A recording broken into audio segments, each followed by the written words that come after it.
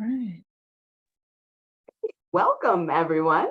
As Jennifer said, my name is Deborah Bowles, and I am with Prince George's Community College. And I'm excited that you came out today, or virtually came out today, to learn more about LibreTexts and creating a college-wide OER implementation. So I want to take a minute and just type in the chat, tell me where you're from, what your title is. My background, while you're doing that, is in education. I am a classroom teacher. I am a part-time teacher at Prince George's Community College in the education department, as well as the co-chair of the OER implementation and the interim director of the Teaching and Learning Center. So just a few things, beat that in the chat. I got 3 titles. But I would love to hear where you're from, what you hope to get out of this today. I should see the chat blowing up, not seeing it. I'm gonna wait. I was in a classroom with a group of students the other day and I was like, oh, I'll wait. I got all day. I will wait. I love it. Librarian at Broward in Florida. Awesome. Welcome. I don't know where the Cuyamaca College in, where's that? I don't know. Hudson, New Jersey. I love it. Digital. Thanks for joining. Oakland, California, Illinois. I love it. Pasadena. Welcome, welcome, welcome. California, LA, Santa Ana in California. Awesome, great. I love it. Associate professor is in San Diego County. Okay, great. I love it. Feel free to type in the chat as I'm going through if you have any questions, comments. You know, sometimes when I'm doing presentations, I'm like, the most interesting things are the things that are happening in the chat. And I'm okay with that, you know, because I'm a firm believer that we are smarter together. I may say something that sparks an idea in you and you chat about it and somebody says, oh, I'm doing that. And they're going to chat back. And so feel free to like, ooh, share my email address and ooh, you know, talk to me about that later. I love it. But I'm just going to share with you what we've done at Prince George's Community College and how we've used LibreTexts as a support and how they have helped us to share this idea of open. There we go. So in the presentation, we're going to talk about why a college-wide OER implementation, the model that we've just sort of created and started at Prince George's, the lessons that we've learned along the way, and sustainability and next steps. I don't know about you, but this is a growing, changing thing, this OER thing, and we're you know, working through, and we're like, oh, had we known, we would have done it differently. And oh yeah, as we keep moving forward, let's think about this. And so been an interesting journey. I was talking with faculty just the other day, and I love brain teasers. I said, OER is the biggest brain teaser ever. I said, and we are smart and we can figure this out and we will figure this out. But it's exciting and hopefully you see that. Hopefully, I love it. I love the emojis. Thank you. I love the face too. I can see somebody. Hopefully I've got the champions in the room. I don't have to talk about why OER. Hopefully you already know why OER. Come on. Now, how do we sustain this? Now the question is, how do we get a college-wide OER implementation going? I love it. I love the trophy. Yes. Yes. Why is it important? Why? Sustainability. So I've been going to colleges and we've been talking about OERs and people say, yeah, well, we're doing a little bit over here and this person is doing it and this person is doing it. And I'm like, yeah, and when that person leaves, you know, what's going to happen? This department's doing it. Yeah, when your department chair champion leaves, then what's going to happen? We've got to figure out sustainability and what does that sustainability look like? And let me tell you, there are a lot of pieces to it. When we started this, I think we were like, oh, we're going to talk about a chair with 3 legs to it. Well, you see it now. It no longer has 3 legs. It now has 4. I'm like, we had better not be on a 5-legged stool. But for right now, we're on 4 and we're like, okay, this is what makes sense for us. We have found that with our OER implementation, we need some solid stakeholders to help us. We need training in place for the faculty and for everyone. We need awareness. Oh my goodness, we've done so much at the college with OERs, but people don't know about it. So we've got our awareness, we've really got to work on that. And resources. We need to make sure that all of these resources are available for the faculty. Yes, I love it. Policies are more sustainable than people. Yes, exactly. But only people implement them. Yeah, we need both. We need both, right? In place to make this happen. And we got to figure that out. So at the end of this, I am, again, I love open because it's the whole idea. Let's not recreate the wheel. Can we just share resources? Why do we keep starting over every time we want to implement something? So at the end of this, I'm going to share with you a Padlet where I have housed almost everything that I can't everything because there's so much, but things that we have created that I think will be useful for you. This PowerPoint slide is there as well as far as all the resources you're going to see. Great acronym star, sorry, reading the chat as well. Along with all the resources. So let's start off with stakeholders. At Prince George's Community College, our OER implementation started in 2018, and we started with an ad hoc committee that was figuring this out. What was this going to look like? And so these were all the people that we had at the table. I think I'm so happy that the person who actually started this process thought to have all these people at the table from the very beginning because it made such a difference. So if you have not thought about that, start thinking about who needs to be at the table. So we had all these different departments. We had our research department there. We had our professional development team, enterprise technology. We had the faculty, the students, the marketing, the librarians, the chairs, the deans. Everybody that we thought needed to be at the table was at the table. So if you see something that's missing or you think, oh, what about this department? Feel free to type it in the chat, but this is what we found. And this is where we started. And as we continue to grow and change, we'll see if it changes as well.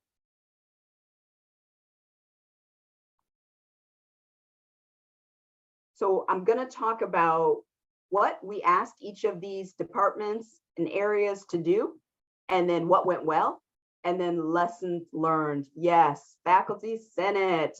Don't even want to go there, but you're absolutely right. Somebody from faculty senate needs to be there, because if they're not, you're going to hear about it. So make sure you involve them and get their voice and get them at the table and let them know your voice is important. We do want to know. We want to hear what you have to say about this. I love it. Yes. Yeah. So you see, the more you keep thinking about it, the more people you need to bring to the table. But let's just start with our research team and what we asked them to do. So this was our data department, research, assessment, and effectiveness. We asked them to create an assessment plan. We started with some what we call the low-hanging fruit, the easy things, calculate student savings, and identify student retention, completion, and then of course, course data as well, as far as an OER versus a non-OER course, and look at some data with that. As we look back at it, I would say the lesson that we learned, we needed to collect a lot more qualitative data. We did not collect all the stories from students, like, oh, this made an impact in my life, and from the faculty of, oh, this really made a difference for the students. Every year I keep saying, oh, we're going to do that. What is it? It's a project. It's called, of course, I've lost the name of it. But the students stand outside of the bookstore and they say, I spent this much on books, and with that money, I could have done something else.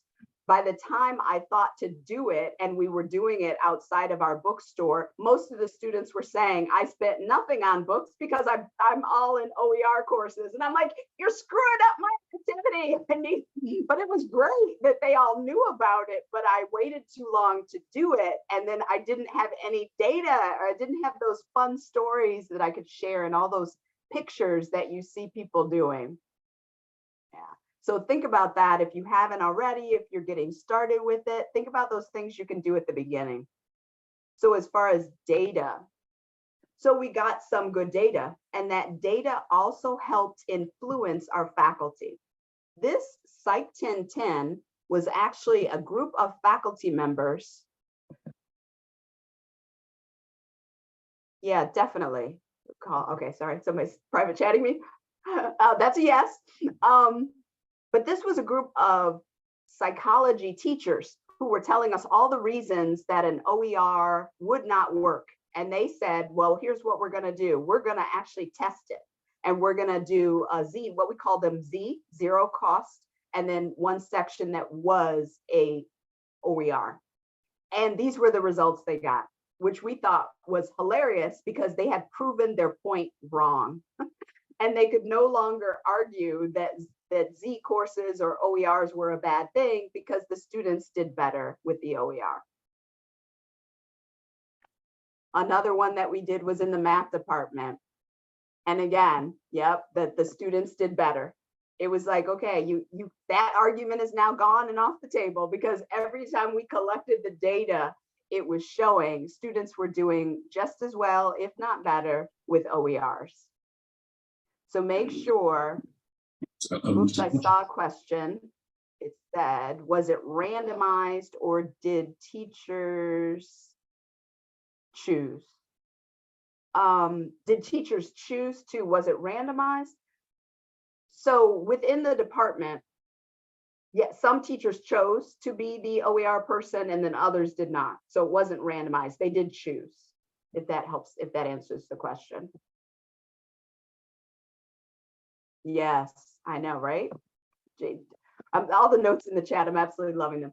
Okay, and then we were doing this. We were obviously collecting the cost savings for the students as well. And this was another motivator for some, that they could, it was a motivator for the students because they could see the savings and the difference that it made if they were taking courses that were identified as OER or Z courses. If I start to go too fast, feel free, raise a hand. I'm okay with slowing down or answering a question. I love it. I love interaction, and I'm trying to catch everything in the chat as well. How do students know their Z courses? Great question, and it's gonna come up. Is it coming up here? It's gonna come up either in technology. When we had enterprise technology, they actually put a designation when students registered for courses that said Z. And then it also gets to the knowledge and the awareness. We had to let students know what a Z, what that Z meant, but you'll see it later on. But that also connects with communication. We had to communicate. We had to let the students know what this was.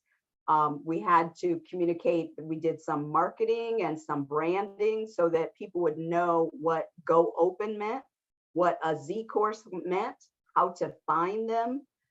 So that's why we had communications and marketing at the table. So what did we learn?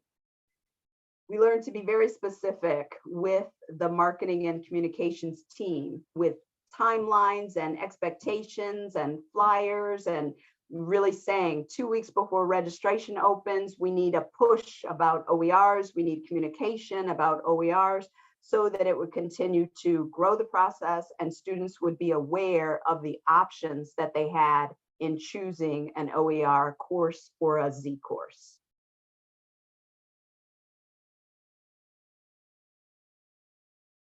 Yep. I've seen Santa Monica let students filter for Z sections when they search and register for classes. And that's the same way that we do it at Prince George's Community College. And that gets into this one, enterprise technology. This was our department that had to get that done. So they had the task of figuring out how to make that possible, putting those Z designations in there. What should be on our institutional site? What could be in the learning management system? And helping us identify a repository. What did we learn from this? We learned to look, to ask, and to see what other institutions were doing and what was possible. Because we got a lot of pushback from this department saying that it was not possible. But yet we went out and found other institutions that had already done it. And so we said, no, yes, it is possible. And so then they were able to do it as well. So this is how students can go into our system, which is OWLLink, and look for courses. And they can search by that designator, which is a Z course. And you can see the Z's all here. These are courses that are zero cost for the instructional materials for our students. but the type of, sorry, I'm trying to, and then somebody says, I'm not sure what you mean by type, sorry. Via the data, not only marketing, oh, but the type, okay, sorry. So the type of, so yeah, so answer the question in the chat. There was a question there. So then what did we use? LibreTexts. I don't know how many of you are already using LibreTexts, aware of LibreTexts. If you are not aware of LibreTexts, using LibreTexts, it is absolutely phenomenal. Give me some sort of sign, its designation, thumbs up. Are people already using LibreTexts, aware of LibreTexts, or have found out so much already they plan to look into LibreTexts? Thumbs up, you know, thumbs down, you don't. Tell me in the chat. Do you already know? Because it'll help me decide what I'm going to do next. Okay. Okay, people know. Okay. So I won't show you the site and tell you all that, but if you are unfamiliar, I really suggest you go to LibreTexts.org. I encourage everybody to create an account and create your OER, because in there you can remix content, you can put things together, and for us that really helped the faculty to have ownership of their OER, to improve their pedagogy, to enhance the OER, to make it more relatable for our students. And it's been really, yeah, our math department is looking into LibreTexts for Calc. Our math department uses it for the Calc, for Calculus 1 and Calculus 2. And what's the best thing about LibreTexts versus other repositories? Ooh, I'd love to hear what other people say about that. But as far as I'll give my 2 cents about what I like about LibreTexts versus others. For me, it's the fact that LibreTexts has the remixer opportunity. You can remix things. You can put things in different order. You can add different elements. And a lot of the other repositories, you have to take it as it is. And for me, I really like the opportunity, especially being in Largo, Maryland, where Prince George's Community College is, at a predominantly minority institution, being able to do things like add pictures of students that look like our students. It makes a difference. Yeah, more than it's so much more than a repository, definitely. An authoring platform as well. Yeah, we have several faculty members that have created something in LibreTexts, and now they're authors based on what is LibreTexts, but based on the book that they have in LibreTexts, which is awesome. Yes, a lot of OpenStax books are now on Libre. I believe all of them. I think that's part of what they're trying to do so that they're available there. But yeah, I love that remixer. That is my hands down reason for loving LibreTexts. And it's the most popular online platform. I think it has the most OER. So instead of searching all over the place, you can go to LibreTexts and find almost everything that you're looking for.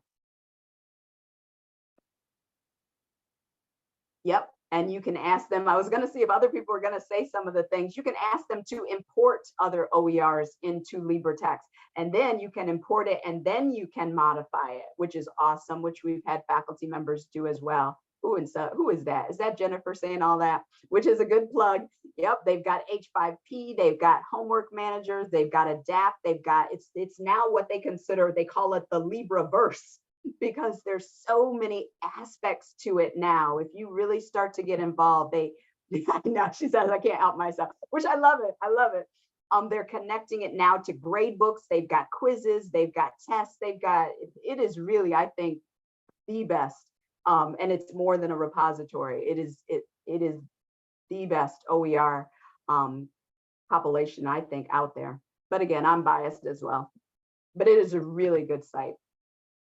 But let's talk about other things that we were doing as far as this OER college-wide implementation. What else do you need to have in place? You need to have a solid training system.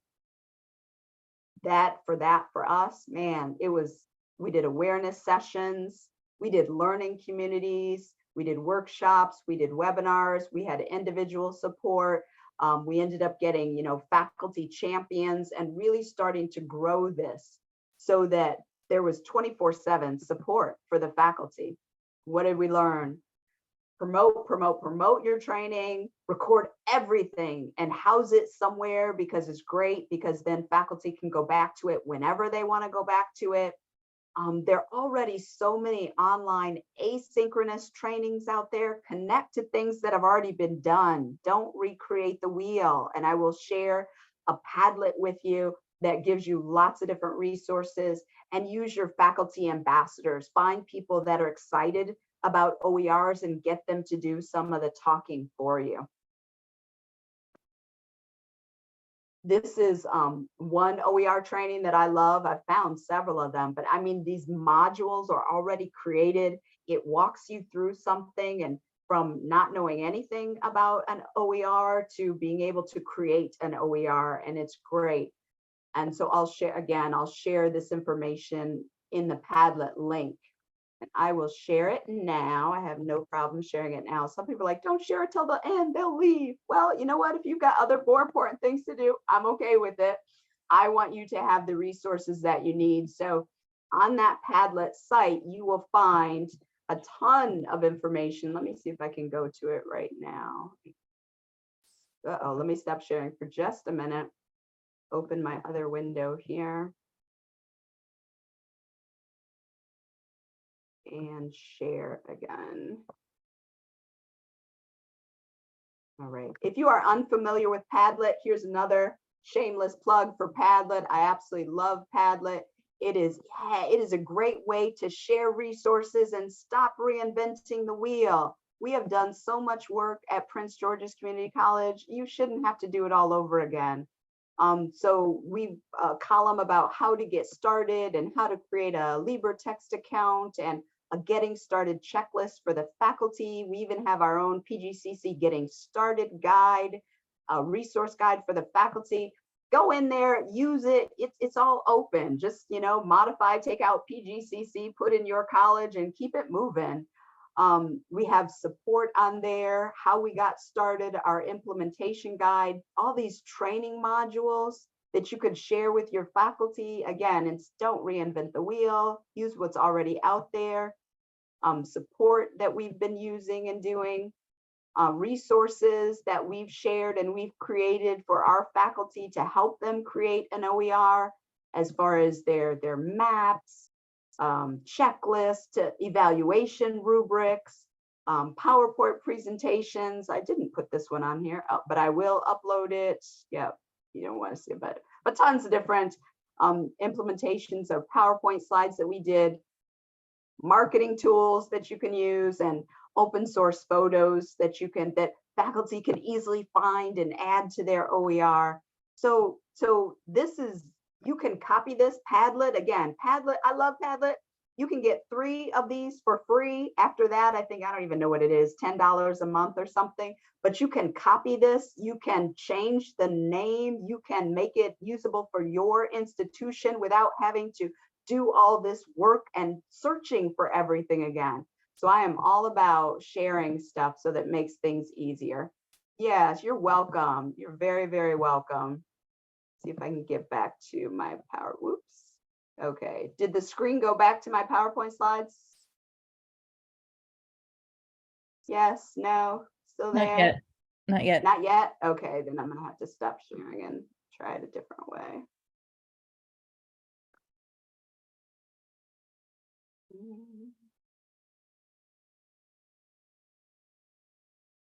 Why does that?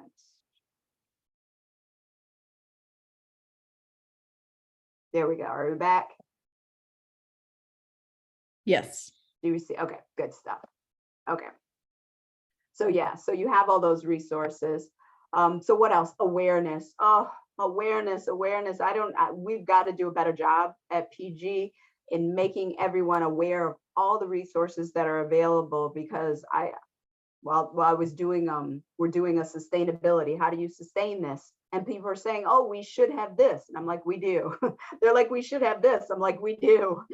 So we've got to do better with making people aware of what's out there. So I'll Brief is our newsletter that gets sent out to faculty. So putting things there, obviously social media, going to SGA meetings, conference attendance, ceremonies, college-wide OER updates. We do a whole faculty development day, which is our college professional development day, doing it there. Like, we found out that we need to, every place that we can, make people aware of OERs. So we would go to meetings and we would share data. And it was interesting because we would share this data and we weren't meaning for it to happen. It just happened. It became very competitive. So the business and entrepreneurship department, the B&E department, they only had one course that was an OER at the time. And the next time we had this presentation, they had like 40 courses that were OERs.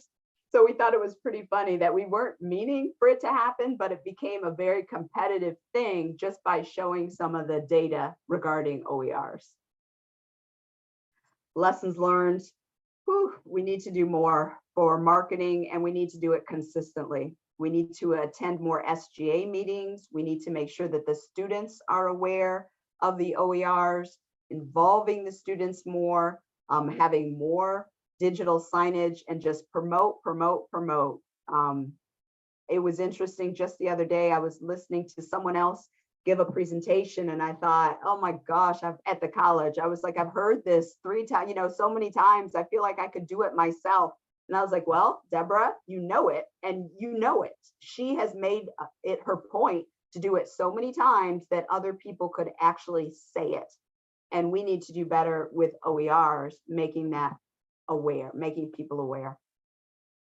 What else? Resources. You've got to have resources because, well, at our college anyway, one of the biggest concerns was it's so much work. I've got to do everything from scratch. And we had to take away some of those excuses by giving them as many resources as we could, as far as templates and getting started checklists and mapping, so that they didn't feel like they were doing it alone. And then we put them in learning communities where they were learning from each other and doing it together, so that nobody was creating a book by themselves.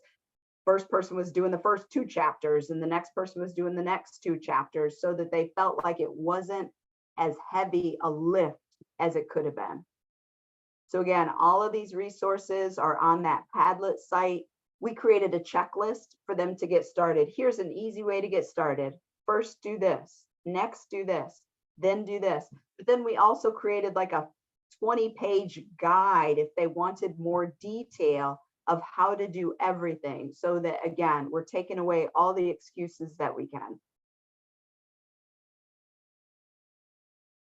We taught them to tie their OERs to the course outcomes. Another question and concern that we got was the quality. What about the quality of the OERs? And so we said, okay, well then let's make sure that they are of high quality. Let's match the course outcomes to the material and make sure that everything matches in such a way that we know it's of good quality. So again, we gave them this resource so that they would have that. More checklists that we created for the faculty. And then we also aligned everything with rubrics. Again, we wanted to take out that complaint of, or the concern of the quality. And then we had a process. We had a 3-step process for an OER to get approved. The first step was the faculty member and what they had to do. They had to do the mapping. They had to connect it to their OER. They had to complete a checklist. Then it went to the chairs and the chair of their department and possibly a team in their department to look at it again. And then it came to an OER team to look at it a 3rd time. So it went through 3 steps of evaluation before it was approved. So that was another way that we got over the quality of an OER. And hopefully you guys have LibGuides and you have strong librarians that are willing to support and create these and make sure that they're up to date and that they have they have resources on them. This is another great, amazing tool. And it gets back to making sure the faculty are aware of the tool that is available, the tools that are available to them. And this LibGuide, our LibGuide, I'm sure you can find it. I'm sure I could share it as well. I found somebody else's that looked absolutely phenomenal, amazing. And I was like, hey, can our LibGuide look like that LibGuide? And our librarian said, sure. And they totally modified it. Do you have a checklist for quality assurance of H5P resources? I do not. Or accessibility tests for OERs. The accessibility is on the rubric. There is an accessibility component, but I don't have one for H5P.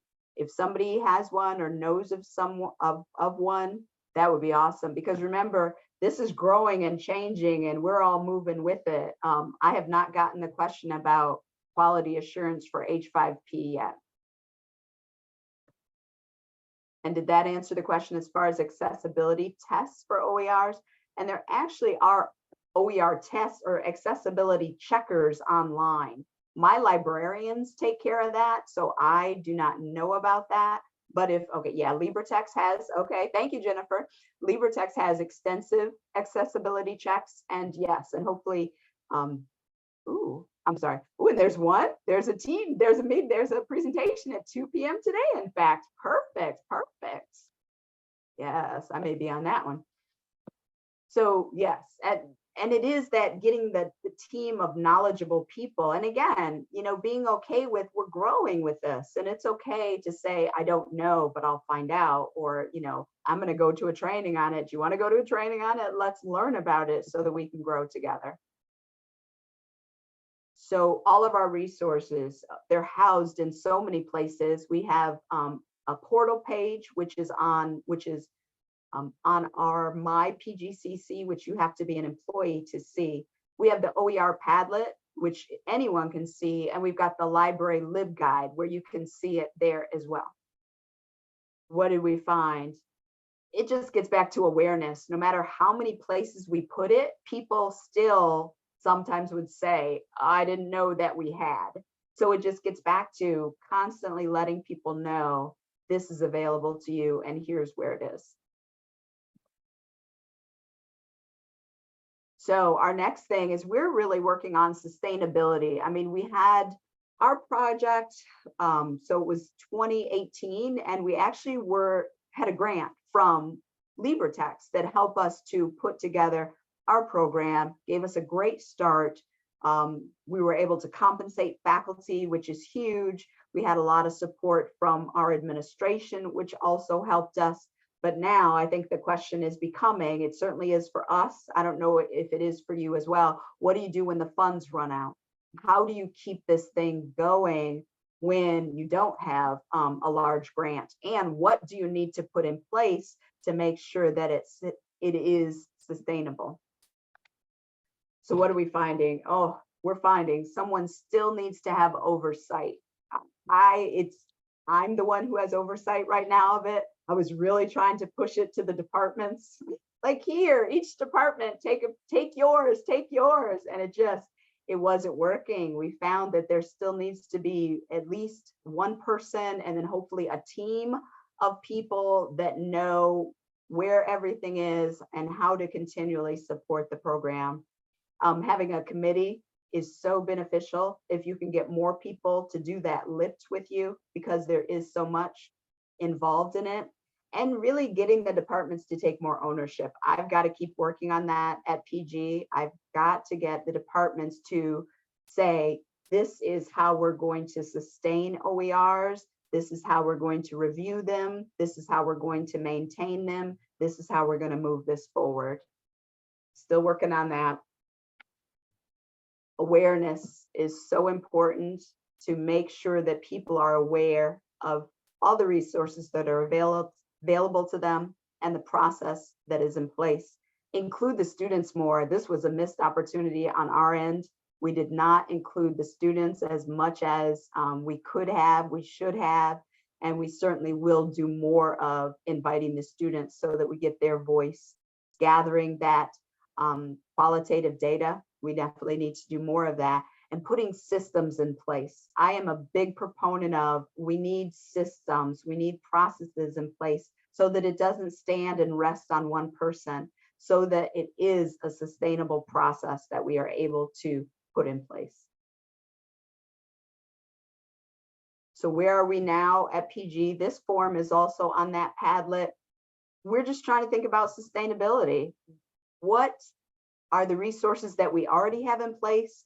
What are the resources that we think we need to put in place? And then how do we make sure that this is a system that stands the test of time? Yes, if there's awareness among the students, I wonder if departments might compete by offering ZTC majors. I love it. I know, right?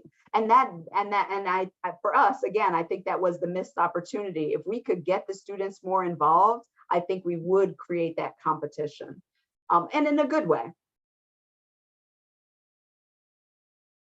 Awesome. I love it. So this form again is on the Padlet to get you to think about what else, or what is your college doing now? What does it have in place, and what does it need to put in place to make this sustainable? And then I will share in the chat. I think that Padlet again, if I still have it, but I think everyone who is here received it, but just to make sure that you have this, it is a great resource. It is yours. Feel free to, download, adapt, change, do whatever you need to do to make it your own. And that is really, I think, all that I had to share with you today about the OER implementation at Prince George's Community College. I'll open it up to any questions or comments people have before we end for the session. And feel free to open your mic or type in the chat. What would you do differently now with hindsight? Yeah, I think the biggest thing that I would do differently is make people, every department, more accountable, that people couldn't come and go as they please. So a lot of people, or that if they did, somebody else had to come in to take their place, because it is resting on a few people, and that is not a good thing. It really needs to be more sustainable if there were more people involved. Dr. Franco. Thanks for your presentation. Yeah. Excellent energy and resources. So here in California, the state has allocated $115 million to the community college system to implement ZTC, which is obviously not synonymous, but very closely related to OER. And each campus is getting, or has already received, $20,000 to begin planning. And then they'll get another $180,000 to implement the creation or the development of a ZTC program, which is largely defined as like a degree pathway or a certificate pathway. When you were developing your program, what were the resources that were provided? And if you were, say, at a community college here in California, how would you go about implementing the $200,000 that a college is going to get to develop a ZTC program? Wow, great question. So I would, you've got to start with a clear plan, a clear vision. You've got to go with, okay, what is the pathway that we want to work on? What is the program that makes the most sense? Here at Prince George's, I can tell you, I know our highest enrollment pathway is general studies, that degree. So that was the one that we shot for. We are like, everything in this pathway is going to be an OER. We started with our general studies, that low-hanging fruit, those high enrollment courses, and that was the 1010 course, Chem 1010, Bio 1010, English 1010, all those were our foundation. I would say you've also got to take some of that money and you've got to allocate it for the faculty that are putting these things into place, because they need to know that their time is valuable, their expertise is valued as well, and that we support you in this initiative. But yeah, that's the way I would start with it. I hope that's helpful. It is. Thank you so much. I appreciate that. Sure. That's exciting. California is doing that. That is phenomenal. Yeah. And yeah, if I may have a comment as well, really, Miss Bowles. So I want to just to thank you for a very, very good presentation. I think I was aware of the project that you have at your institution at PGCC. So this is really good work.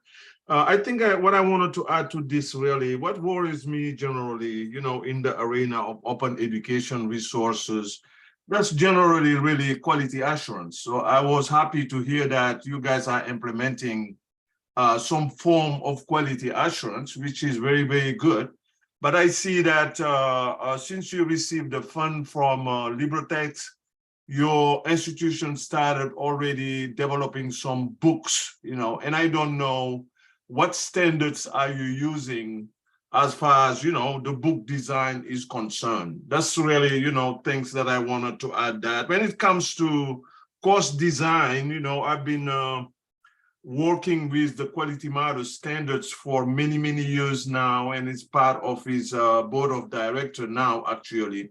So I'm just wondering if at your institution, when you design course, are you really, paying attention to those standards that are now really adopted really generally in the US? This is true for even the gentleman who asked the question right now from California. And I think that relate to that as well. If you can comment on it, just Sure. a question. Thank you. Sure. And I will get back with you, sure. Yes, definitely. Yeah, another great question. So yes, we had these quality assurances put in place, but it was really focused on the content, and it was matching it to the outcomes. We weren't really looking at course design and quality matters. And so as we go back and we review those, we're putting those aspects in because we didn't have an instructional designer at the table. That's something that we missed at the college because we did not have anybody in that role, in that position. And that is something, if I had a chance to do it over, I would make sure we had an instructional designer at the table. Absolutely. I mean, yeah, I would like to have a follow-up with you. I think I share my contact for sustainability and quality assurance as well. I'm sure we can get together after the week. Thank you. Yes, I love it. Thank you. Looking forward to that. Thank you. Yes, great. There's a quick question and there's a question in the chat. What stakeholders were key to the OER initiative? So, I mean, almost all of them, I think, were key.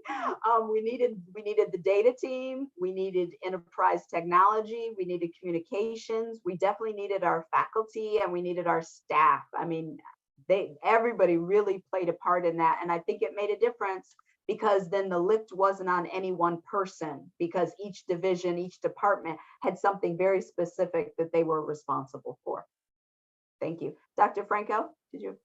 Yeah, I wanted to add about the quality assurance. So in California, we have our Academic Senate for California Community Colleges, which is our statewide Senate. Obviously, each of the local campuses have their own Senates. They received like a $5 million grant from the state a few years back, and they developed what's called the OER initiative. And basically, it was grants to teams of faculty to develop OERs for specific courses across all disciplines. So for myself, I was a leader of one of our teams who wrote an OER book. And then I was a part of two teams that wrote three teams that wrote other resources in my discipline of political science. And our view of quality assurance is that, we go through the traditional, we write it, we go through a peer review process, and then we publish it out. And then when we get feedback, either technical stuff like you have a misspelling to more substantive things, we work on incorporating that in a next iteration. And I think, at least in the field of political science, that's where we have the challenges. We got the resources to write a textbook and say political science research methods, but how do we have follow-up resources to update it in times going forward? Because what we've really done here is taking out the commercial publisher, and they're not providing you that support or coming back and saying, let's do a second edition because your first edition sold so well. So I think that's one of the challenges that we're facing, but more or less quality assurance is, through the traditional peer review process that we go through, whether it's for a journal article or in this case, a textbook. Sure. Now, Dr. Franco, do you have instructional designers that support with the peer review, or is it just the faculty? So like within our, content? So like, for example, with our team, we had at least 3 faculty from different institutions, and we would go and review each other's work. And then the whole resource was sent out to at least 2 peer reviewers, so people in our discipline, and they were asked to go through a checklist provided to them by the ASCCC to make sure that it was all there and organized and content-wise. So we're obviously relying on someone's expertise to be able to look at what we're doing. Now, the nuance of that expertise probably opened a question, like a political scientist might not be able to get into the weeds of a particular concept in a particular chapter of the book, but the point is they're trained, to know the process and to work with us through it. So that's how it worked over here. And, largely, I think one of we didn't have, so to answer your question directly, we did not have an instructional designer in that process because in our minds, we were writing a textbook and then ancillary resources like a PowerPoint. And most of us had that experience of doing the whole formatting stuff with our dissertations. So that's kind of like where that knowledge base comes in. Yeah, Sure. and really, I would add to that, Ms. Bowles, that if you have really a state that is very, very proactive when it comes to open education, like in California, I am sure they should have normally the resources that they need. And I think the minimum would be really an instructional designer, really to help a little bit to really, prep, the learning environment really adequately, really. And thank you so much for the exchange, really, Josh. And I think I share my contact and I would like to interact with you as well. Thank you. Great. I love it. I love it. I love the conversation. I love the sharing of ideas and questions and knowledge because we're all figuring this out. Renee, you wrote something in the chat and you said GE is tripping us up. Could you speak to that if you could? Yeah, I can. Sort of became the de facto in charge of the grant that Franco was talking about on my campus.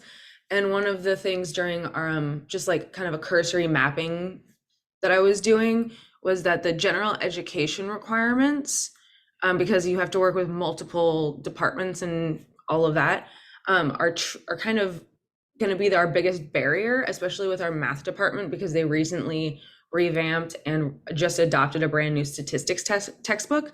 And they are not going to be willing to do that again. I've talked to them. They said absolutely not, because it's a nightmare to adopt a new book and all of that.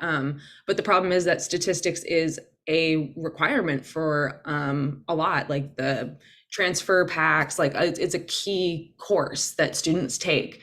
And so that's going to be one of the hiccups when we try to make a ZTC pathway, is that we have to do it from the beginning, all the GEs and the core courses. And so I foresee some of those where there's not a lot of options for students to take other courses. We're going to have to figure out a way to make it ZTC, and it might not be OER. We might have to find a grant, buy textbooks for students. Like we're trying to figure it out. Controlled digital lending also might be a way for us, but we haven't quite figured that out. Great, thanks for sharing. I know at our college, statistics was a challenge for us as well. Our math department started working with My Open Math to try to help support that. Emily, I saw your hand. Were you going to answer or respond to Renee?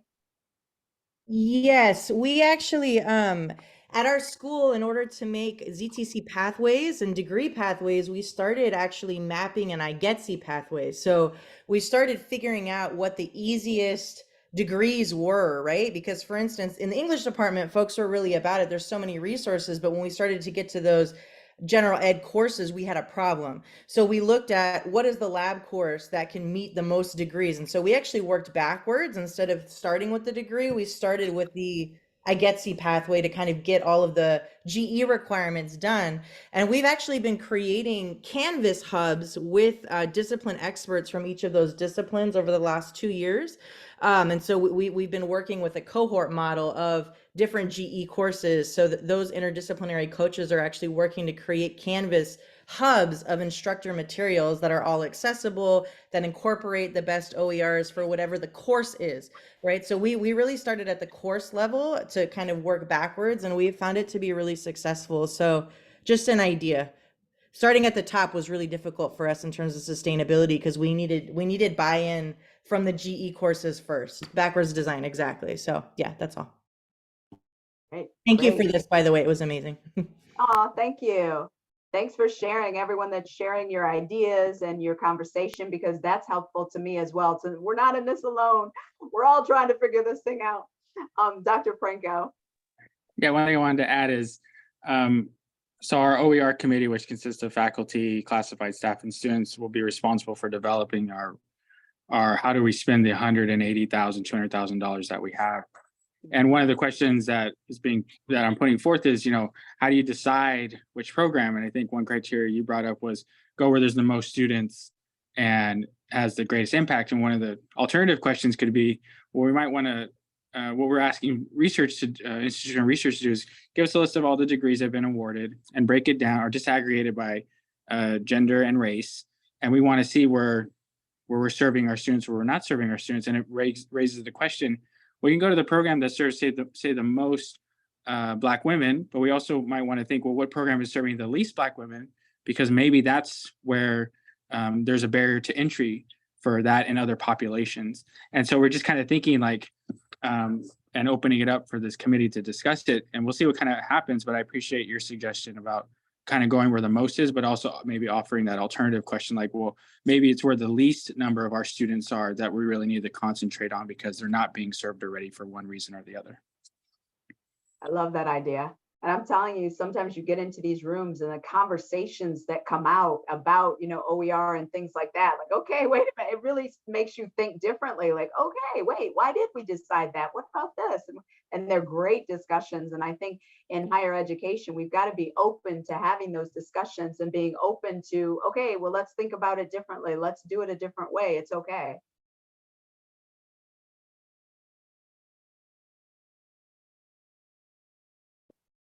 I love it. Well, thank you so much for taking the time out of your day to come and learn, and hopefully something new. Hopefully you learned something, useful that you can take back and use with your college and institution. And I look forward to hearing great successes of all the college-wide OER implementations. Thanks for taking the time. Good job. Good job. Thank you. Great. Thank you, Deborah. You're welcome.